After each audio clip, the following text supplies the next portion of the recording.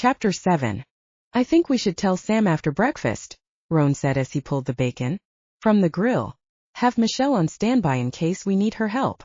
I've already contacted Jonah, and he has Michelle, Kira, and Talia ready to step in if need be, Justin replied.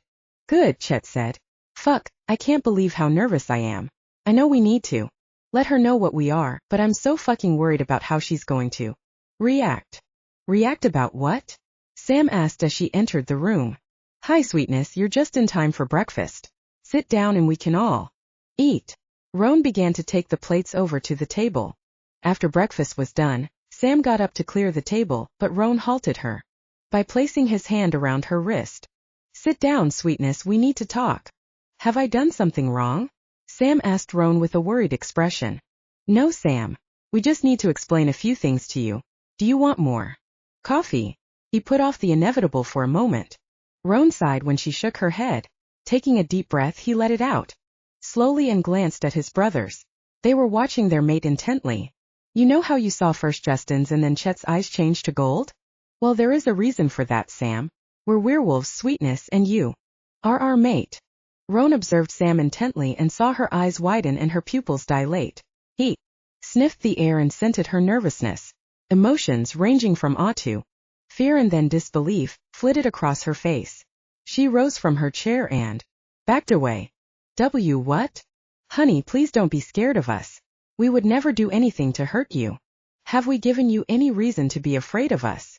Justin asked. No. Sam gulped loud enough for Roan to hear. Sweetness, we will protect you with our own lives. Please don't back away from us. Roan appealed to her and held his hand out in a placating gesture.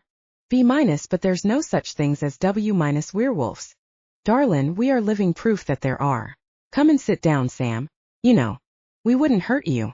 Please don't let the fact that we are a little more than human alter the way you look at us, Chet said and moved toward her. When she didn't try and back away again, Roan let out the breath he didn't know he'd been holding and his taut muscles relaxed slightly. He walked to her side and took her elbow, then guided her back to her seat. What do you mean I'm your mate? Sam asked. Wait, is everyone in this house a werewolf? Yes, they are, honey. We are all related.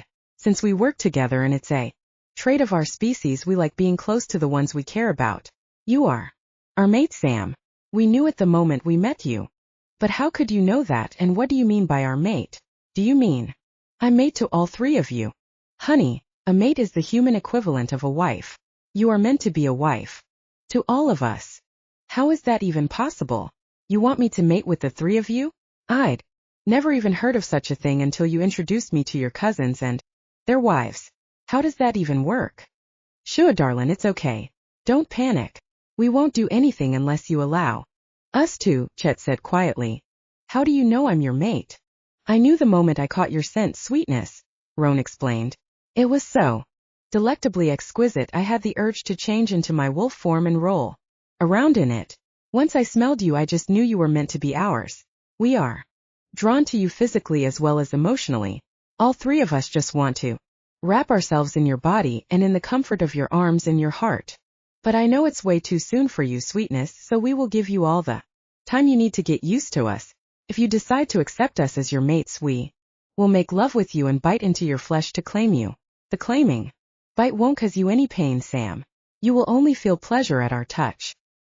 If I did agree and let you claim me, would you have to make love to me at the same time? And if so, how is that even possible? We don't have to claim you together, honey, Justin clarified. We can do it separately, but if we ever made love to you together, one of us would take your sweet pussy, the other would love your pretty ass, and one of us would fuck your mouth. Roan could see thoughts flitting across her face and wanted to keep reassuring his mate that she had nothing to worry about from him or his brothers, but he waited patiently while she processed the information. How does biting me claim me? She asked. When we claim you, our DNA enters your body and then you belong to us. Your senses will be much better when we mark you. Your hearing, sight, and smell will be more enhanced, Chet answered. So it will change me? Yes, honey. You won't turn into a werewolf, but your senses will be like ours. Our strength is greater and our sense is sharper. We should also be able to communicate with you telepathically over time, once we have claimed you. Justin expounded. Can you do that now? Sam asked, and Roan could hear the awe in her voice. I mean telepathy? With each other? Yes, we can, darlin'.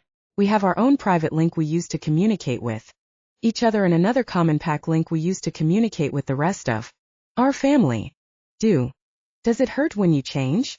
Roan accepted the change of subject and listened while his brother answered her. No, darlin', Chet explained. By the time you get to our age, our bodies are used to the change. We only begin changing shape once we hit puberty. The first couple of shifts make our bones ache, but it's only similar to growing pains. After that it becomes easy. Do you only go furry when it's a full moon? Sam asked, and Roan could see the gleam of amusement in her eye. No, sweetness, we can change whenever we wish to. The moon seems to pull at us more when it's full, but we don't have to change if we don't want to. Roan gave her a wink and smile. Are all the women werewolves too? No, darlin', Chet replied. There are only 5 women in the entire world who are shifters, and 4 of those were born with the werewolf gene. So who wasn't? Who wasn't what, honey? Who wasn't born with the wolf gene, and why can she shift if she wasn't born? Kira was shot, sweetness, and the only way to save her life was to change her. We don't go around changing humans. The process is agonizing and too violent. Kira was lucky she managed to survive the change, Roan explained. So how is the change done? Honey, I don't think you want to know that. Yes, I do. I wouldn't have asked if I didn't.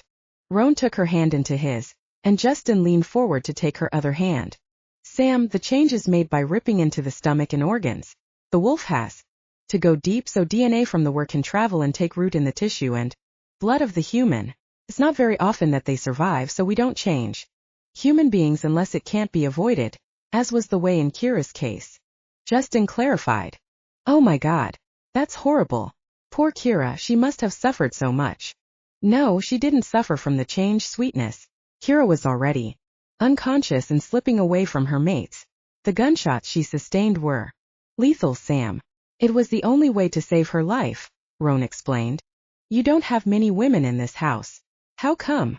We think that even in the womb, male traits are so dominant that they overpower female ones. Blake, one of Talia's mates, is a doctor and he has been looking into the science of werewolf conception.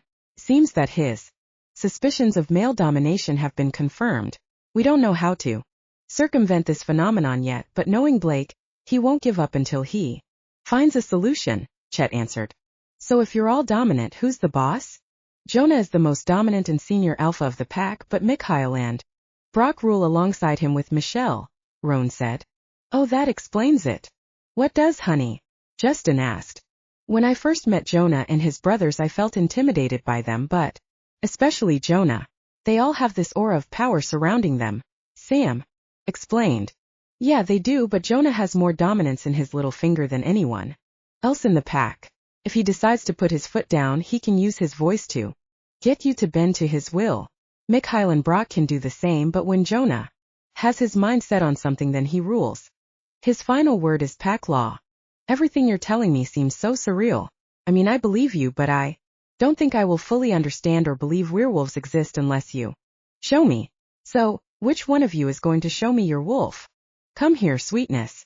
Roan gently tugged Sam onto his lap, then watched as Justin and Chet stood and moved back a few paces. He didn't take his eyes from his mate while his brothers stripped out of their clothes. He nearly groaned out loud when she gasped and he smelled her leaking pussy. Their little mate was turned on by the sight of his naked brothers, and that gave him hope. Hope that she trusted them enough to become aroused even after what they had just told her. She didn't try to get off his lap. Instead, she wrapped an arm around his neck and stared at his brothers. He could see the tip of her pink tongue peeking out from between her lips and wanted to bend his head to take a taste of her, but he held back. This was an awesome moment for their mate, and he wanted to see every nuance and expression which flitted over her features. The sound of bones popping permeated the air, and Sam moved her free arm to cover her mouth with her hand. At first she looked horrified and then concerned, but when his brothers had finished changing forms, she smiled. That smile lit up her whole face, and little dimples peeked out next to her lips. Oh, you're both so big. Can I pet? She asked in her husky voice. Roan finally slid his gaze from her face and watched as his brothers moved toward her in their wolf forms. Sam surprised him when she didn't hesitate. Your fur is so soft. I thought it would feel much coarser, she whispered. But he heard her clearly. His mate stood up and walked in between his brothers. She was so petite that their heads were on level with her chest. Turning toward him, she eyed him up and down and wrinkled her nose at him. I want to see you in your wolf form too. Roan got to his feet and moved away from the chair and began to undress, watching her the whole time, letting his human self fall away. He called to his wolf. Not once did he remove his gaze from hers, and when he was standing before her on 4 legs, he slowly moved closer. Hearing her laughter as she sunk her fingers into his coat was one of the best moments of his life. When she moved her fingers to behind his ears, he rumbled with contentment deep in his chest. You are all such gorgeous wolves. I can't believe I'm not having any trouble accepting this. I guess it comes from reading so much. I love to read about mythological creatures, and sometimes I find myself dreaming that they really do exist. The universe is so big, who knows, maybe aliens are real too. God, listen to me ramble on. Why don't you change back? It's nearly time to head into work, Sam suggested. First Justin, then Chet changed back and began to dress. Roan had to really concentrate hard on pushing his wolf back. His animal was trying to dominate him by staying in wolf form, but he wasn't about to give in. Finally he re-dressed and watched the sway of Sam's hips as she left the room. As much as he loved and craved being near her, it was nice to be able to relax for a moment. Since the first time he had laid eyes on Sam, his wolf had been pushing to stake a claim. I don't know how much longer I can take this. My wolf nearly got away from me and took over. He was pushing to bite her here and now. Chet began pacing. We have to give her time to get used to us, Chet. We've only just told her what we are. Justin finished loading the dishwasher. I know that and you know that, but our wolves don't give a shit about any of it, Chet ground out. They want her and don't care about the mechanics of things. If you don't calm down and control your wolf, I am going to make you stay home today, Justin commanded. I don't care how much your beast is pushing. You will not do anything to jeopardize our chances with our mate. Chapter 10. Roan led Sam into the dining room and sat down next to her at the long table. They were just in time for dinner, and the room was full of pack members. Smiling when Michelle, Kira, and Talia waved at Sam, he saw her blush and wave back.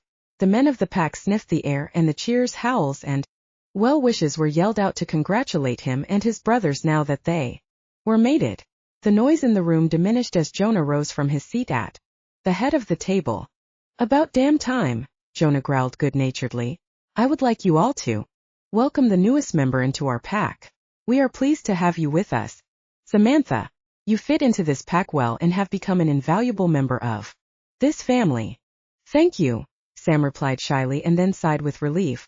Roan could tell she was glad when she was no longer the center of attention, because she relaxed into her chair when conversation started up again.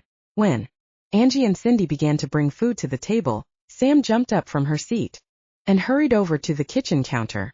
She helped the 2 women bring the food to the table and tried to whisper quietly to the elderly housekeeper, but he heard every word and knew the other words of the pack could hear her as well. Angie, I would love to help you cook the food when I'm not working at the club. I love cooking and would like nothing better than to cook for people who would appreciate it. Thank you, Sam. That would be really nice. It's getting harder and harder to keep up with everything since the pack is expanding so rapidly, but I don't want you to overdo it since you're working as well. Why don't you discuss it with your mates and see what they have to say? Angela suggested. I don't need to ask them to do anything, Angie. If I want to help you, then I will, she said with exasperation, and Roan saw her roll her eyes. Roan felt the hackles on his neck rise as his mate unconsciously challenged him and his brothers. He was about to call her over and talk to her quietly, but Justin beat him to it. Samantha, come here. She turned toward him and glared at Justin, then turned her back on him. Hearing a couple of gasps from the younger Omegas, he looked at his pack members and glared at them to shut them up, then turned back to Sam. He figured she could feel their eyes on her from the way she shifted uncomfortably from foot to foot, but she continued to ignore him, Justin, and Chet as she conversed with Angie. Sam, come here now, Justin demanded again, but this time he used his wolf the power in his voice compelling her to follow his demand, so she would have trouble disobeying him. Sam stomped over to Justin, placed her hands on her hips and glared at him. What? Roan had to hide his grin as her gaze slid from Justin to him and to Chet. Raising her chin with belligerence, she shifted her eyes back to Justin. You don't want to do this now, Justin. We are in a room filled with pack members and should do this in private, Roan suggested. Fuck, you're right, Justin replied. Okay, I guess we'll have to wait until we go back upstairs again. Who says it was unconscious? Sam answered. I knew exactly what I was doing. I know how dominant you three can be, but especially you and you. Sam pointed a finger at Roan and Justin.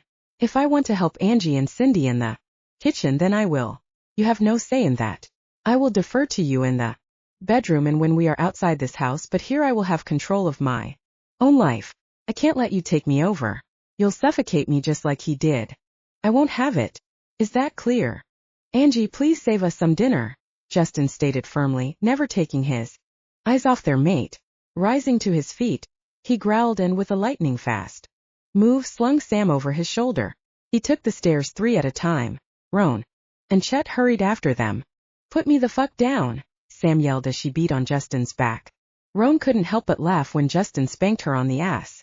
Ow, that hurt. It was supposed to. I didn't know you had a potty mouth, honey, but I don't like it, Justin replied. Ooh, that is so hypocritical. You and your brother swear all the time. How come you're allowed to and I'm not? Because it sounds cheap and trashy coming from the mouth of such a beautiful woman. Well, it sounds just as bad coming out of your mouths. It's just my luck to find myself mated to men who have double standards, Sam grumbled. Hey, why? Are we back in the bedroom? I'm hungry. You challenged us in front of the whole pack, sweetness. We can't let you get away with doing things like that, Roan said and sat down on the bed beside her after Justin lowered her into the middle. Look, I'm sorry.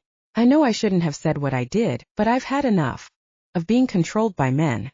My ex eventually took me over until I was only a shell of my true self, and I won't go back there. I have only just found myself again, and I'm not going to let you take over my life like he did. Honey, we don't want to take over your life. As far as we are concerned, your life is your own, but while that sicko is out there stalking you, we are going to do everything within our power to keep you safe. Yes, we like that you are submissive in the bedroom, and we love that you have the gumption to stand up for what you believe in, for what is right for you.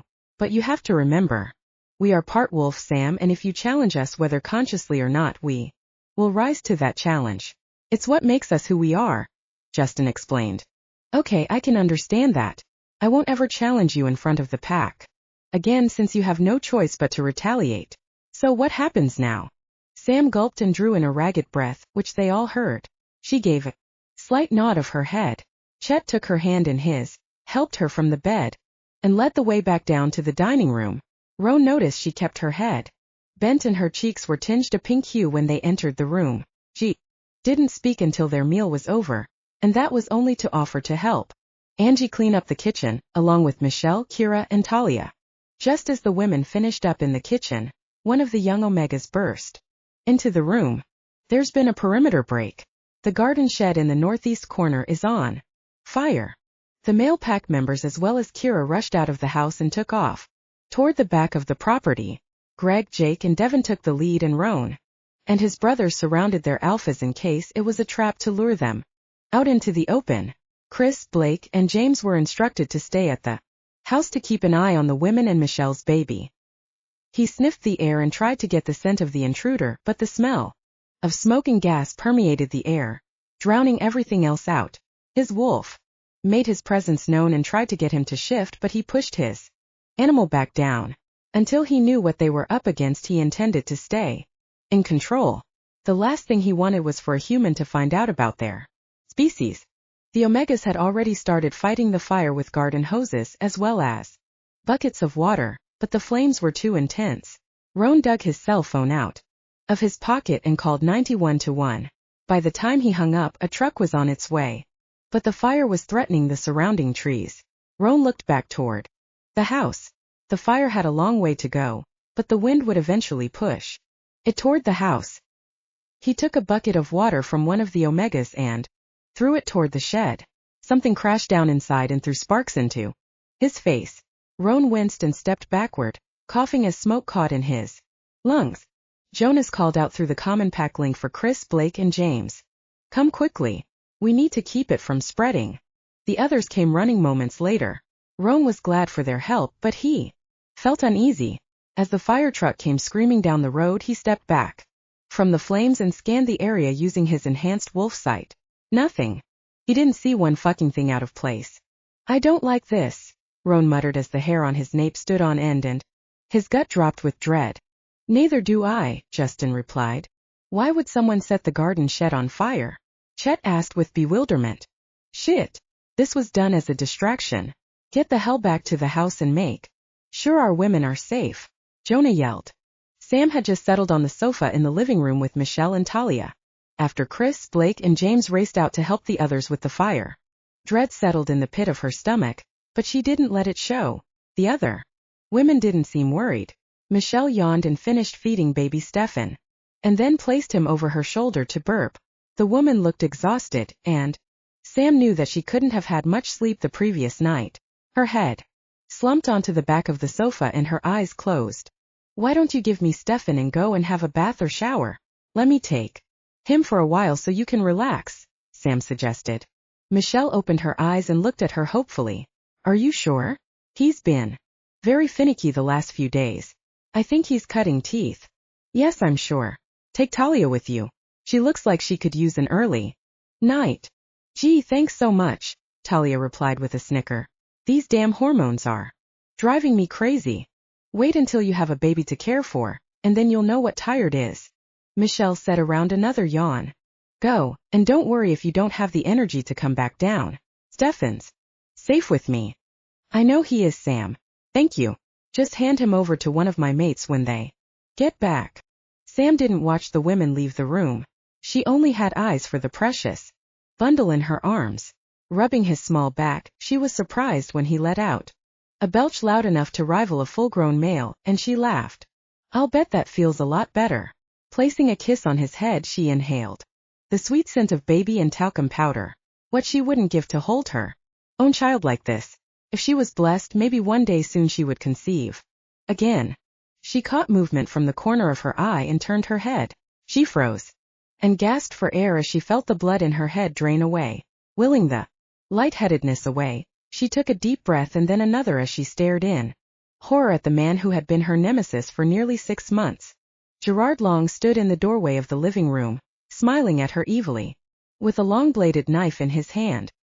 He moved toward her and she quickly gained her feet, backing away and searching for someone to help her. Of course, everyone was either upstairs or outside battling a fire. She could hear Cindy and Angie in the kitchen but didn't want to call out and put them in danger. I've waited a long time for this moment, bitch. You and I are going to have so much fun. Sam's heart pounded fearfully in her chest, but she didn't let that fear control her. She needed to keep a clear head so she could protect Stefan. She would give her own life before she would let Gerard harm the baby. Slowly, working her way around the sectional sofa, she kept her eyes on him. He followed her every move but didn't stop coming toward her. When she had worked her way around to the back of the couch and he stood away from the exit, she took the only chance she had. Wrapping her arms around Stefan and hunching over him to protect his small body, she spun and took off. She ran as she had never run before, but she could hear Gerard close behind her. She reached the door to the carport, but as she flung it open, searing pain stabbed through her back. Stumbling in agony, she pushed the discomfort away and concentrated on getting Stefan to safety. Glancing back over her shoulder, she saw Gerard laughing insanely as he leaned against the door jamb. Then he moved back inside and out of sight. Her knees gave out, and she sobbed with anger because she couldn't push her body to keep going. Roan seemed to materialize out of nowhere. Roan, she screamed. Take the baby and keep him safe. Roan enveloped her and Stefan in his arms. Sighing with relief that Michelle's baby was safe, she let the darkness take her. Roan took the lead back toward the den. Just as he reached the beginning of the landscape gardens, Sam burst out through the door with Michelle's baby in her arms. She was covered in blood. He roared with fear and fury and leaped the last few yards toward her.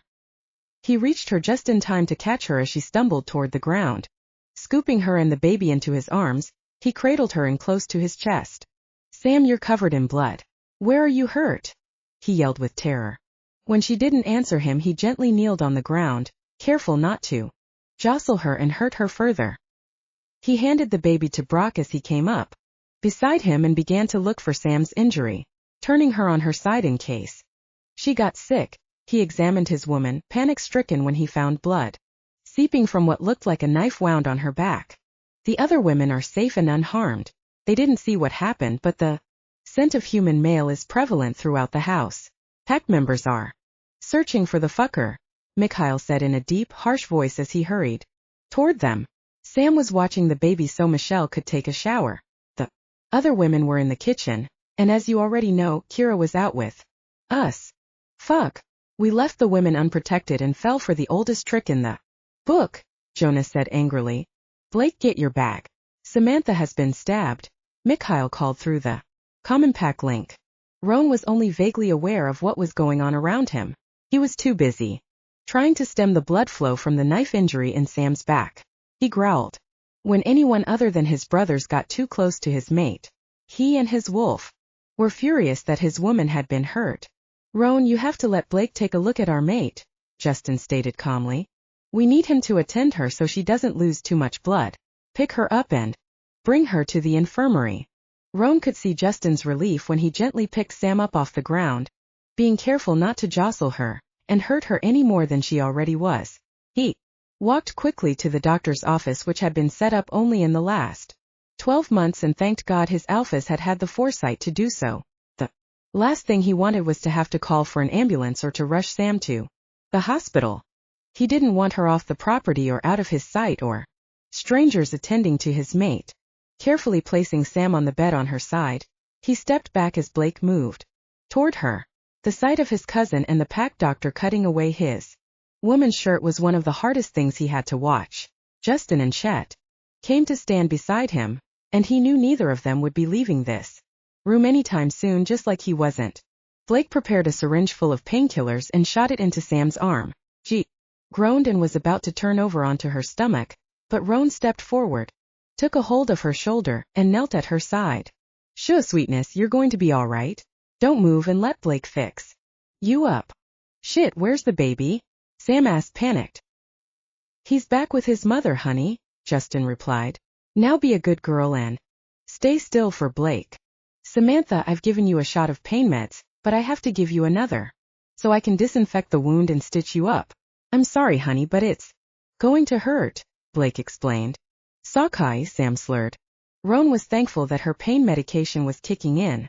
He could tell by her glazed-over eyes, dilated pupils, and slurred speech that she wasn't used to taking medication or just had a low tolerance for the stuff. He held her shoulder in a firm grip and placed his other hand at her waist. Justin placed a hand on her hip and Chet placed a hand on her thigh to hold her still. He nodded at Blake to let his cousin know they would keep her steady. Sam squeaked when Blake began to inject the local anesthetic and tried to lift her arm, but Roan stopped her by clasping her hand. She dug her nails into the back of his hand and punctured his skin, but he didn't flinch. Even though he wasn't responsible for her wound, he felt as if they had failed their mate.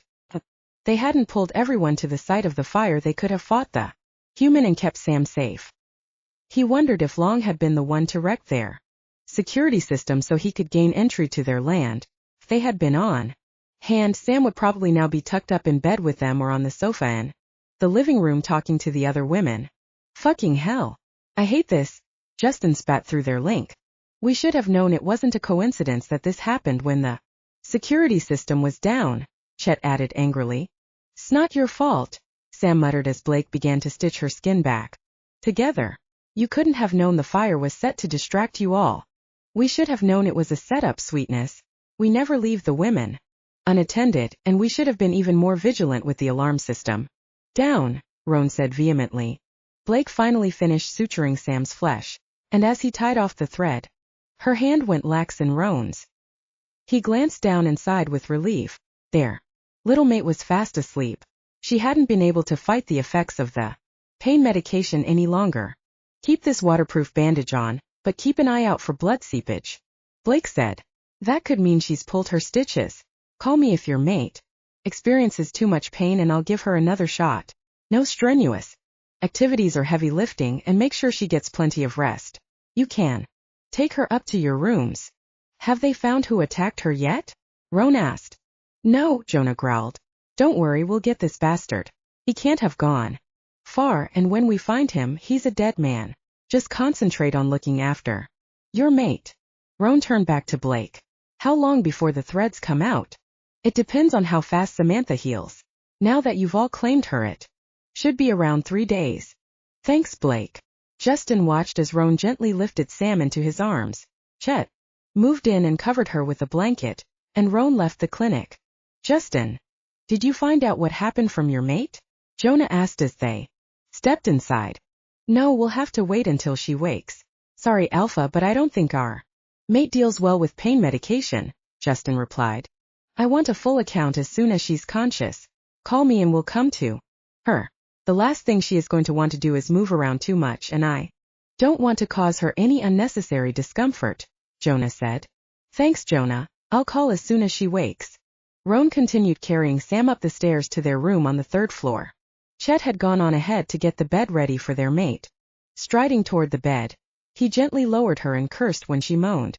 Being careful of her wound, he and his brothers removed her clothes and tucked her into bed. He undressed, climbed in beside her, and pulled her until she was lying half on top of him, her cheek resting on his chest, her breasts against his belly and her legs entangled with his. Roan didn't want her inadvertently rolling onto her back and hurting herself. He had every intention of keeping her in his arms all night long. Justin and Chet stripped off and climbed into bed too. She was surrounded by them, and he vowed no one would ever get to her and hurt her again. Chapter 12. Finished with collecting dirty glass and other dishes, Sam headed back to the kitchen. The whole back end of the Aztec Club was spotlessly clean, and the kitchen was a chef's dream. She had just found out that the club had been rebuilt only recently. Kira's brother had tried to kill her to get a hold of her money and had set the club on fire and then kidnapped her. Trouble seemed to follow the women who were fated to be mates of the men of the Freeze Pack. She'd heard Michelle's and Talia's stories as well, and even though it made her feel a little better to know she wasn't the only one to bring trouble to town, she still wasn't comfortable knowing she was putting others in danger. Roan gave her a smile and wink as he passed by, and a few moments later Chet, following after his brother, caught her eye and grinned at her. Sam loaded the dishwasher, washed her hands, and went back to cook the next order up. The moment the menu offered only the usual fare such as burgers and fries, but she had plans to offer much healthier and more appetizing food. She would have to run it by her mates and probably the alphas as well, but she had big plans for this place now that her men had relented and let her return. It had been nearly 4 weeks since Gerard had attacked her in the pack house. It had taken a lot of persuasion on her part to get back in this kitchen. Now that she was comfortable with the men in her life being werewolves, the rest of the pack had relaxed too, and she didn't jump or startle when a wolf came across her path any longer. She had actually gone to watch her mates and pack members shift on the night of a full moon, and even though she had been embarrassed at first, forgetting everyone would have to remove their clothes, the sight of a nude body now no longer made her cheeks turn pink. Ringing the bell to let the other waitstaff know the order was up, she looked for the next one, but the hooks were empty. Glancing at her watch, she realized it was now after 10 p.m. and no more food orders would be taken, so she set about cleaning up. It took Sam just under an hour to clean the kitchen until it was sparkling, and since she had been working from midday, her feet were aching. She grabbed a bottle of water and made her way toward the back door. She just needed a quiet moment to breathe in some fresh country air. Slipping through the rear door, she sat down on the step and sipped at her beverage. Hearing a shuffle of feet against the concrete in the alley, she looked intently into the darkness. Her eyesight was a lot better since she had been claimed by her mates, and even though she couldn't see who it was, she could make out the silhouette of a tall male walking toward her. Sam stood and reached out behind her, feeling for the door handle as she stepped back into the door. Just as her hand met the cool metal of the knob, the male leapt toward her and pulled her against him. Squeaking with fright, she looked up into the demonic, evil eyes of Gerard Long. She opened her mouth to scream. No. More than a squeak emerged before it was muffled by his large hand covering her mouth and nose. Dropping the bottle, she twisted and pushed against him, using all the strength she could muster, but he was much larger and stronger than she was, so her efforts were futile. Spreading her legs to regain her balance, she lifted her knee, aiming for his crotch, but he moved quickly and she only connected with his thigh. "Nice try, you little bitch. You'll pay for that," he said coldly. Sam fought against him, but nothing she did seemed to make a difference. She was beginning to feel lightheaded and brought her hands up to claw at the hand, covering her mouth and nose. Just as stars began to form before her eyes, she used her mind and called to her mates. "Roan, Chet, Justin, help me," she screamed into their mind. Link as a prick stabbed into her neck, just before her body slumped and she passed out. "Sam, where are you?" Justin asked frantically. "Sam. Fuck. What the hell is going on? Where is she?" Roan said through their link. Justin and his brothers hurried out from behind the bar, heedless of the fact they had customers to serve. "She's not in the kitchen?" Chet asked as he passed. "She's not in the office either," Roan said. "Where the hell could she be? For fuck's sake. Both of you calm down and use your wolf senses. She's outside." Justin urgently followed their mate's scent. "What the hell is she doing outside? We told her not to go anywhere without letting us know first. I am going to paddle her ass when we find her," Chet said vehemently. "We have to find her first." Justin desperately sniffed the air near the back door to the club. "I can smell human male mixed with her, and the scent is familiar. It's the same smell she had on her after she was stabbed. It has to be that motherfucker Long. I'm going to change and see if my wolf can get a fix on Sam." Justin quickly began to remove his clothes. "Keep a watch out, and if anyone comes near, make sure they don't see me." "Sam, can you hear me, darlin'?" Chet called to their mate through their mental link. "Fucking hell. Nothing. What has that bastard done to her?" "Take it easy, Chet. You have to get a hold of yourself. We need to keep cool heads if we are going to find our mate and have her back in our arms," Roan said quietly. "I have her scent and I can smell a chemical of some sort. Think he's drugged her. I'm going to see which way they went." Justin leapt away and disappeared out of the alley. He followed the trail to where a car had been parked. Sniffing the ground, he chuffed with frustration, knowing he wouldn't be able to track any further. He looked around, making sure no one saw him in his wolf form, and headed back to his brothers. "Should we call for backup?" Chet snarled. "Did you find anything?" "No. He had a car waiting," Justin explained. "Her scent's gone, and yes, call Greg, Jake, and Devin. We need someone to take over the bar. Not that I care. Our mate is more important than the club. I don't give a fuck about the bar. We could just kick everyone out and close up." "Yes, I'll get everyone out. Shit. I'd better get back in there before someone starts a riot," Chet snapped, heading back inside. "I'll call in Greg, Jake, and Devin. They can help us track our mate. It won't be long before they get here." Roan sighed with frustration. "Wait. Get Greg to run a check on Long. We need to know what his license plate number is." Justin's bones began to pop, his muscles contorting as he changed back to his human form. See if he can get Gerard to find him through the police database. Since he's the sheriff and a WER as well as a pack member, he won't hesitate to help out. "Just get Jake and Devin here ASAP," Justin snarled, pulling his clothes back on as Roan handed them to him one piece at a time. "Gerard, I need your help," Roan called to Gerard through the common pack mind. "Link, I want you to run a Gerard Long through the system. He has our mate. You can find his registration details. I want you to put an APB out on him." "Sure, I'll get back to you as soon as I have something," Gerard replied. "Jake and Devin are here," Chet informed his brothers from inside the bar. "We can head to the sheriff's office and be on hand as soon as Gerard has any information." "Okay, let's meet at the truck. I want the vehicle close so we can head out as soon as Gerard gets a reading on the fucker." Justin headed out front. Chet was already in the driver's seat with the engine running when Justin and Roan converged on the vehicle. He took off before they had their doors closed. Moments later, the truck screeched to a halt outside the sheriff's office. All three of them were out of the truck and inside seconds later. "Have you got anything?" Justin called out as soon as he stepped inside. "Yeah," his cousin Gerard answered. He's driving a silver late model sedan. I've already put out an APB on him. If he's anywhere close, one of my deputies will spot him and call in. Fuck. I can't stand the thought of Sam being with that bastard. She has to be so scared. I'll rip his fucking head off his shoulders when I find him. Justin snarled. Hang on a minute, Gerard said and turned to the radio. Go ahead, Malcolm. What have you got? I just spotted the car you put an alert on. It's heading south on 550 toward Najeezy.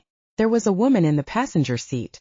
I'm following from a distance, awaiting further instructions, Malcolm stated. Just keep them in sight. Do not apprehend, repeat, do not apprehend. I'll let you know what's happening soon, Gerard said and signed off. Turning toward Justin and his brothers, he pinned them with a look. You know we can't let him get away with taking our mate, Gerard. If it was your mate, you'd want to get to her and keep her safe. We'll let you and your brothers be backup, but we are the ones going in to rescue her, Justin said vehemently.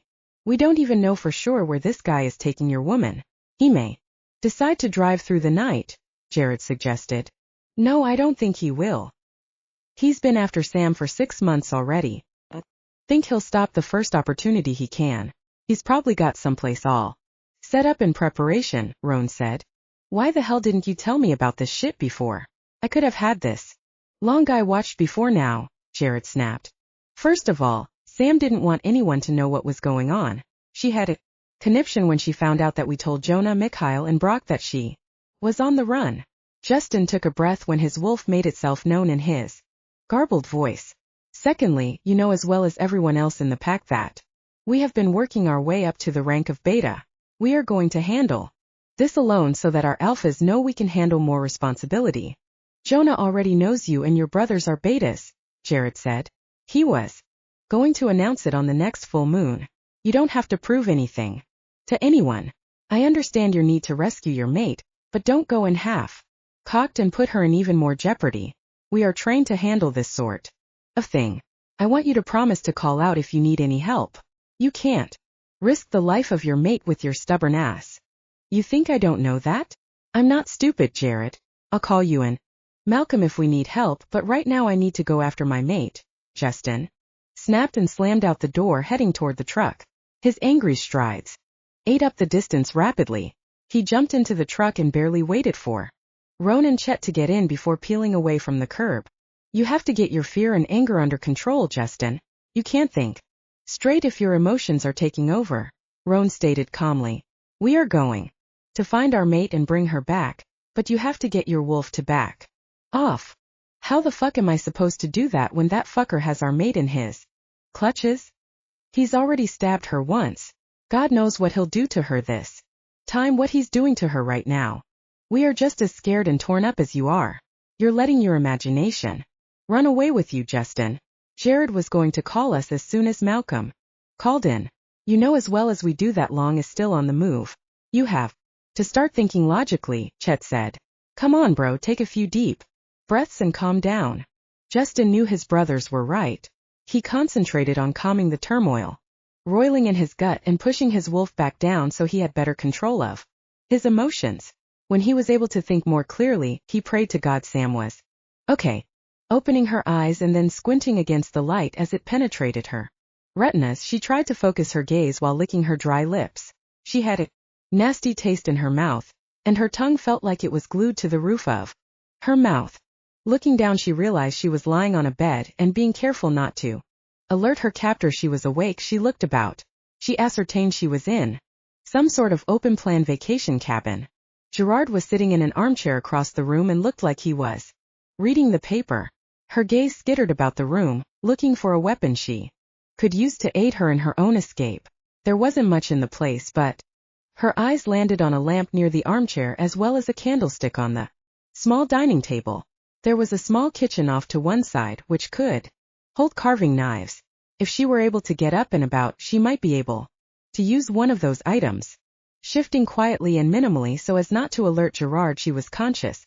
She nearly groaned with frustration when she realized her hands and ankles were bound.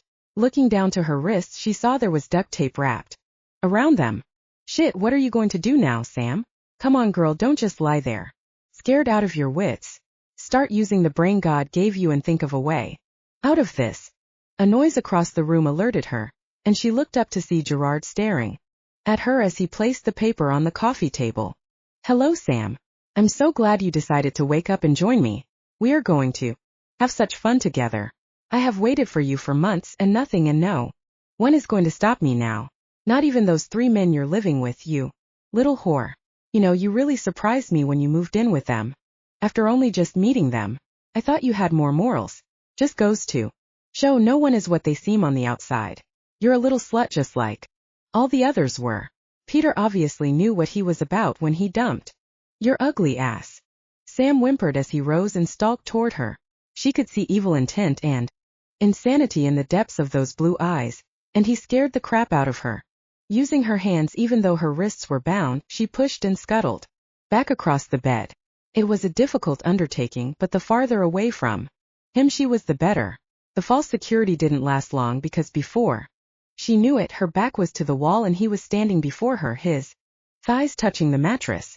Sam cursed the fact that she hadn't told her mates she loved them when they meant the world to her. She had been so stupid, and now she didn't know if she would ever get the chance to tell them. Closing her eyes as he reached out toward her, she flinched, waiting for the pain to begin. She had already had a taste of his violence and knew that had only been the tip of the iceberg.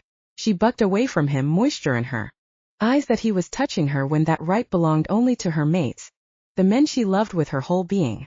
Fear permeated her soul when he pulled his hands away and reached for the knife strapped in a sheath on his belt. His eyes were so cold.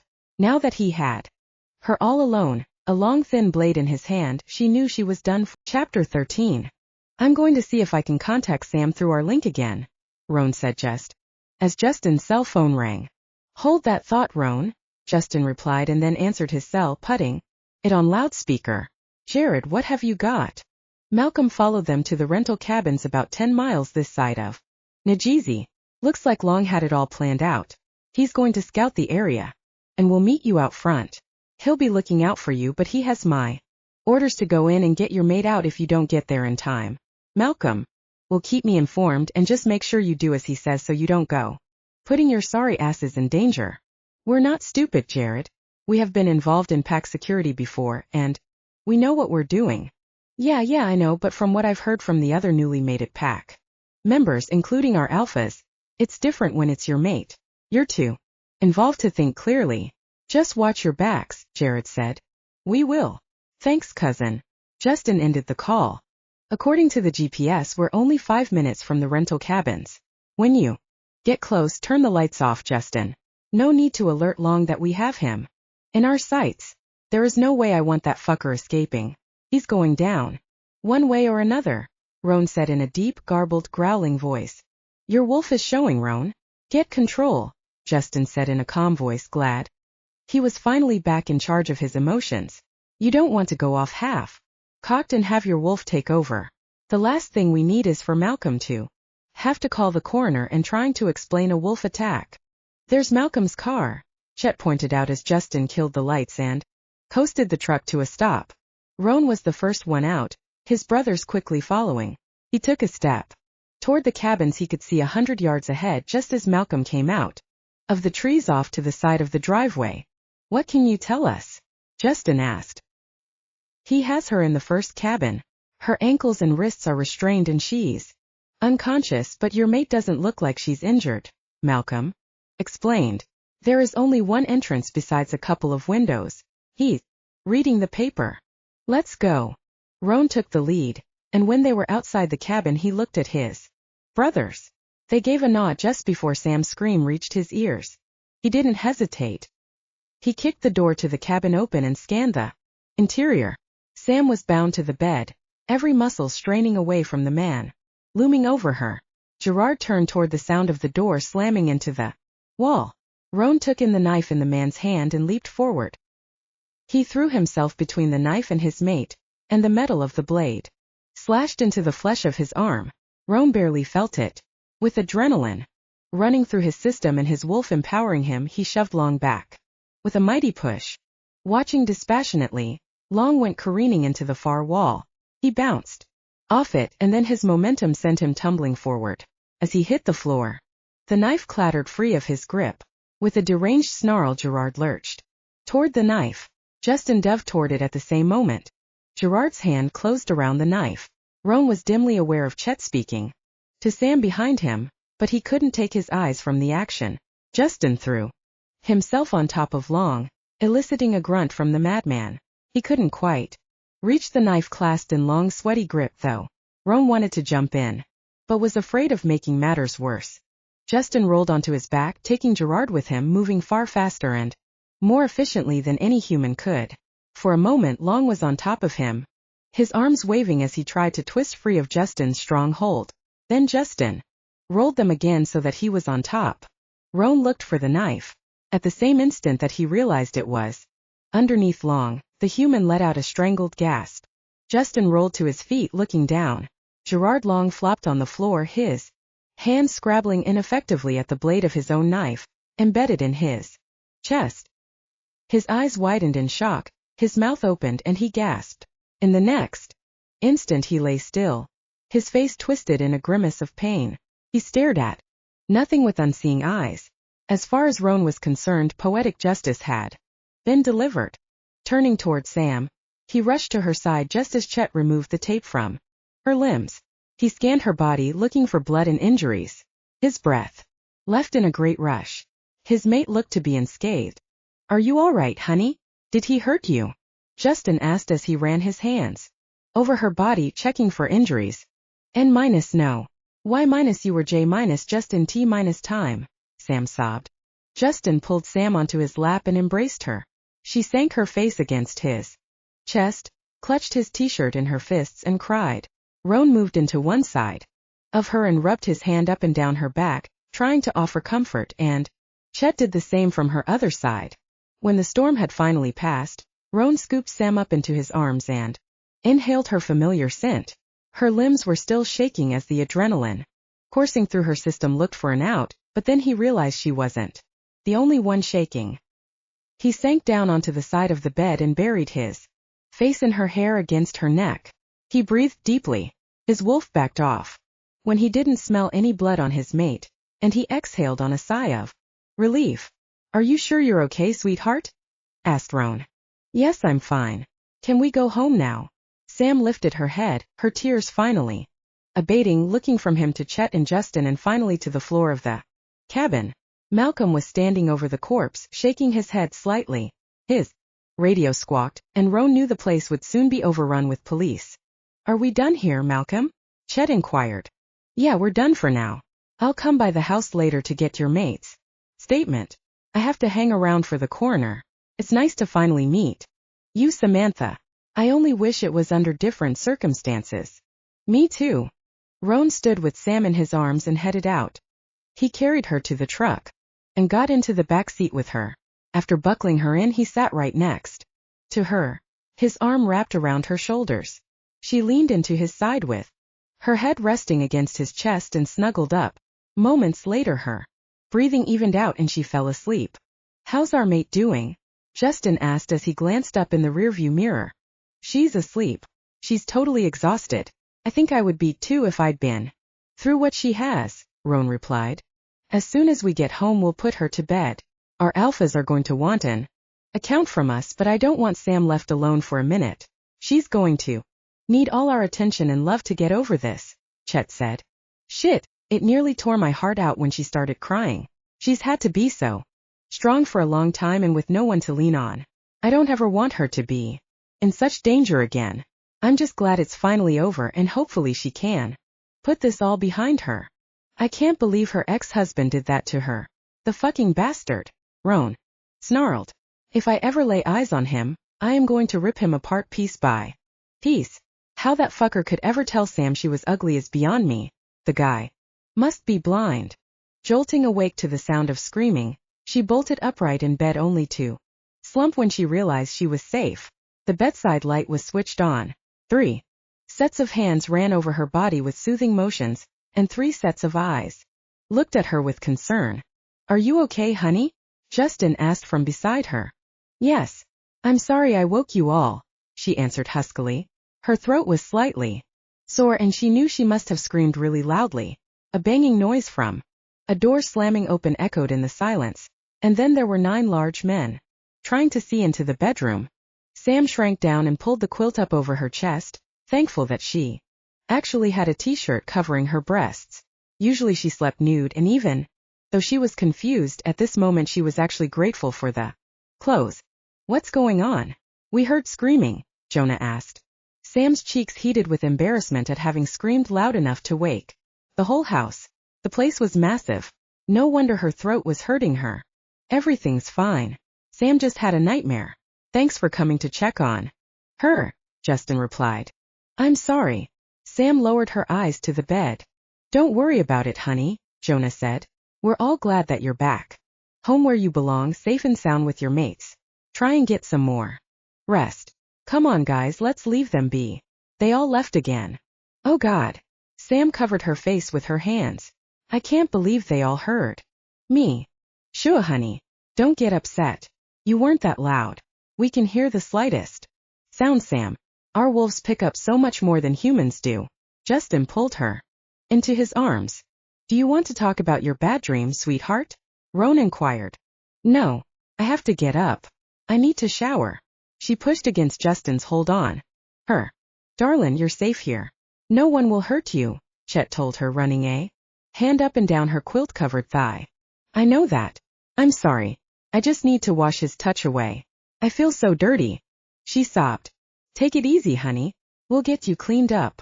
Justin pulled the covers off her, lifted her into his arms and carried her to the bathroom.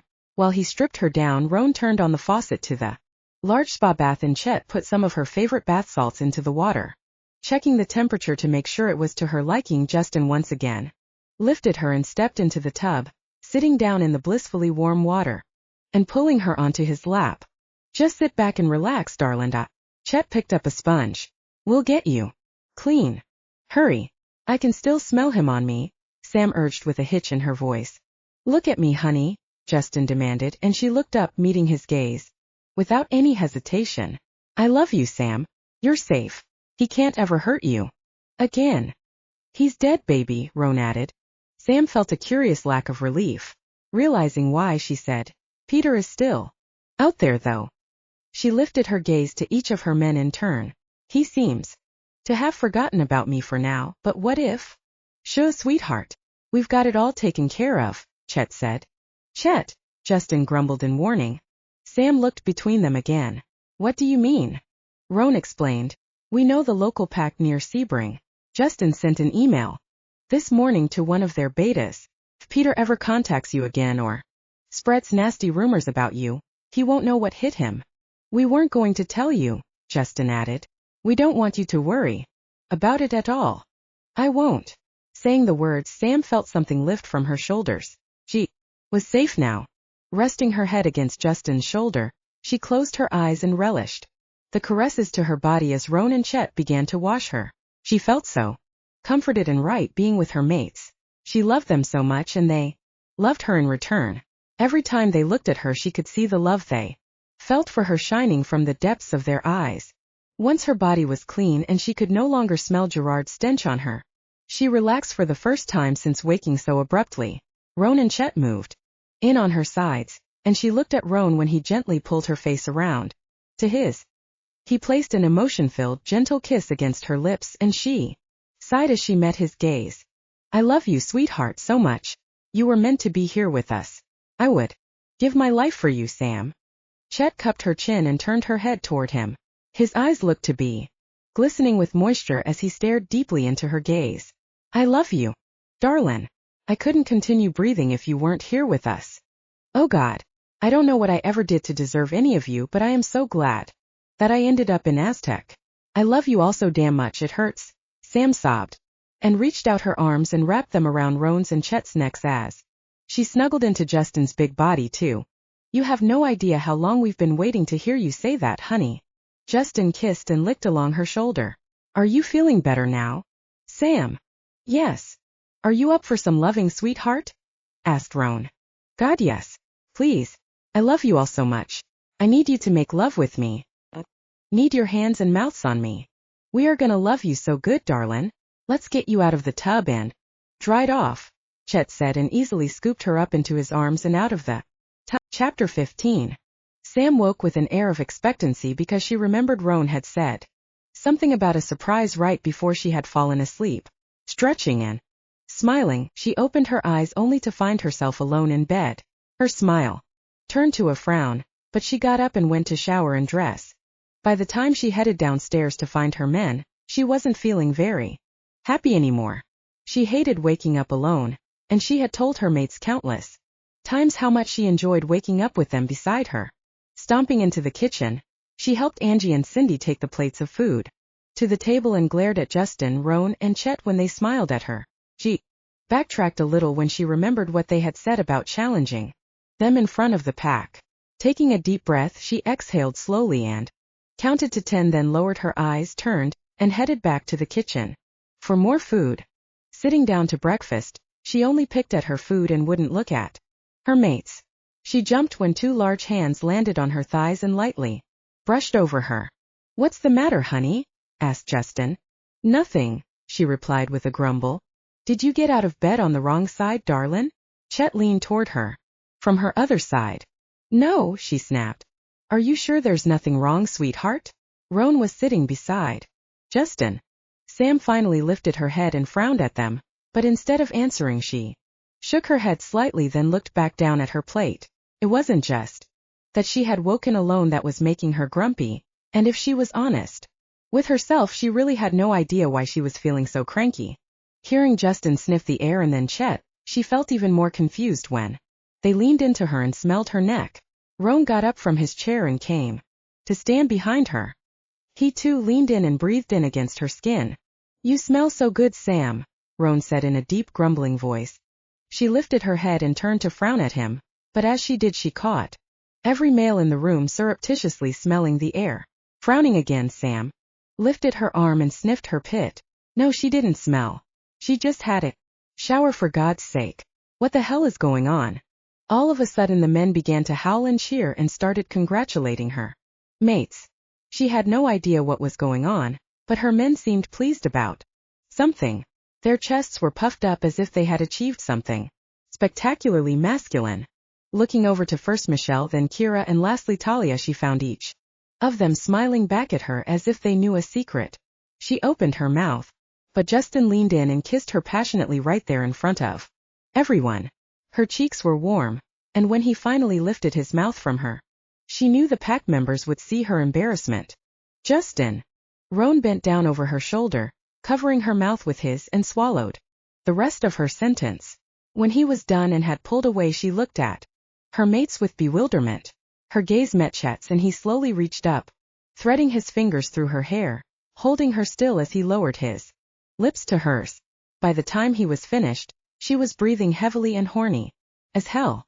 "Come on, honey, we need to show you something," Justin said, taking her hand and leading her from the room. "What's going on? Why weren't you in bed when I woke up?" she asked moodily. "We'll explain it all to you in a moment, sweetheart," Roan replied and scooped her up into his arms. Sam wrapped her arms around his neck and leaned into him. Inhaling his masculine scent, she couldn't resist taking a taste. Licking up and down the side of his neck, she heard a growl rumble against her side and loved that she could affect her men just as much as they affected her. Nibbling on his earlobe, she giggled when he groaned and pulled her in tighter against him. She had been so wrapped up in what she was doing, she hadn't taken any notice of where they were going, and when she did, she wasn't really surprised to find them back in the bedroom. Her breath caught in her throat when the scent of roses wafted to her nostrils, and the sight before her brought tears to her eyes. "Oh my, that is so beautiful," she gasped and sniffed when moisture formed in her eyes. "How and when did you do this?" Their bedroom had lit candles on every surface and rose petals were strewn across the bed and on the floor. An ice bucket with a bottle of champagne sat on one of the bedside tables, as well as 4 glasses. "Cindy and Angie snuck up here to set it up for us once the food had been served. We wanted to surprise you." Roan lowered her down his body until her feet connected with the bed, and he held her steady while helping her to sit on the edge. He looked at his brothers, and then as one they all knelt down at her feet. Roan was holding one of her hands and Justin reached out to take the other. Chet placed his palm on her thigh and rubbed gently. Sam, you mean the world to us, and we would be honored if you would agree to marry us. Will you marry us, darlin'? Chet asked. I thought we were already married, Sam said, a little confused. You told me that when you bit and marked me I was your wife. You are, sweetheart, don't ever doubt that. We would like to be married to you on paper as well, Roan explained. Honey, we love you so damn much. We want to make sure you are looked after if anything ever happens to us. We decided since I am the eldest you will marry me on paper, and if something does happen then you will have our name. We will be able to legally look after you. Please marry us, Samantha. Yes. God, yes. I love you all so much. I would be honored to marry you all, she replied, reaching out, touching each of her mates on the face as tears of joy ran down her cheeks. Chet reached into his shirt pocket and withdrew a small jeweler's box. Opening, he held it out to Justin. Gasping with awe, she eyed the 2-carat diamond solitaire set in gold with 2 smaller diamonds on either side and watched Justin pluck the ring from the box. He placed the ring on her left hand and Sam swore she felt a circle of warmth around her finger. It's so beautiful. I love you all so damn much. I can't wait to marry you, have babies with you and grow old with you, she sobbed joyfully. We already have a head start on the baby, darlin', Chet said with an exuberant grin. What? You're pregnant, sweetheart, Roan said gently and winked at her. How do you? Honey, we're werewolves, remember? Justin interrupted, tapping his nose. We smelled the change in your scent this morning. You conceived our baby last night. Sam launched herself from the bed and into the waiting arms of her mates. Anyone had told her a couple of months ago she would be pregnant and made it to 3 hot, sexy werewolves, she would have told them they were delusional. She felt so complete and full of love, and nothing was going to get in between her and her men ever. Sam couldn't wait to hold her baby in her arms, and she looked forward to spending long love-filled years with the loves of her life.